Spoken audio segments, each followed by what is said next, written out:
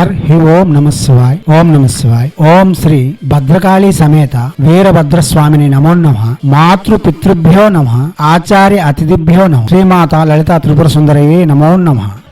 శివశక్తి స్వరూపులారా, మనం ఇప్పుడు అతి విచిత్రమైన ప్రభావం కలిగిన చాలా శక్తివంతమైన సర్వజన వశ్య కాటుక మంత్రం గురించి చెప్పుకుందాం. ఇప్పుడు సమాజంలో జీవనం చేస్తుండేటప్పుడు మన మాట చెల్లాలి, మనం 10 మందిలో గౌరవప్రదంగా జీవించాలి, ఎక్కడికి వెళ్ళినా సరే మనకంటూ ఒక ప్రత్యేకత సంతరించుకుని ఉండాలి. ఎందుకంటే సమాజంలో జీవిస్తున్నాం, మనం సామాజిక జీవి. మన మాట చెల్లకపోతే అది చాలా ఇబ్బందికరంగాను దుఃఖదాయకంగాను ఉంటుంది. కాబట్టి ఇటువంటి చిన్న చిన్న ప్రయోగములు చేసి తీక్షణమైన ఫలితంలో అతి సునాయాసంగా పొందగలం. అయితే కాటుక దుకాణంలో దొరికే కాటుక పనికిరాదు. చిట్టి ఆముదము. ఆముదము 2 రకములు. ఒకటి పెద్ద పిక్కల ఆముదము, రెండోది చిన్న పిక్కల ఆముదము. చిన్న పిక్కల ఆముదంతో తయారు చేయబడిన కాటుక అంటే ఆవు పేడను పిడకగా చేసి దానిని కాల్చి ఆ పిడక కచ్చి అంటే కాల్చిన రొయ్య ఉంటుంది కదా, అది ముక్కలా గట్టిగా ఉంటుంది. దానిని చిట్టి ఆముదంలో ఉంచి దీపంలా వెలిగించి ఆ మీద ఒక పల్చటి మట్టి పెంకును పెడితే దానికి మసి పడుతుంది. ఆ మసిని తీసి ఆముదంలో కలిపి కాటుకగా తయారు చేస్తారు.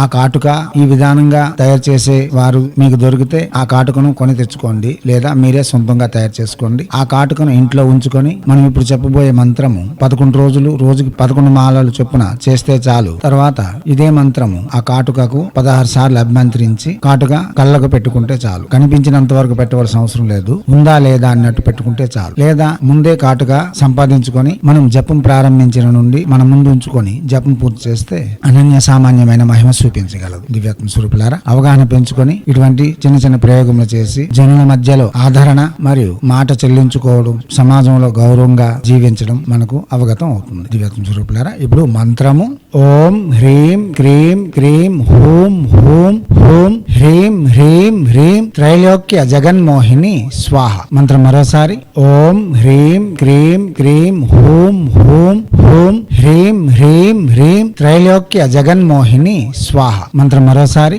ఓం హ్రీం క్రీం క్రీం హూం హూం హూం హ్రీం హ్రీం హ్రీం త్రైలోక్య జగన్మోహిని స్వాహ.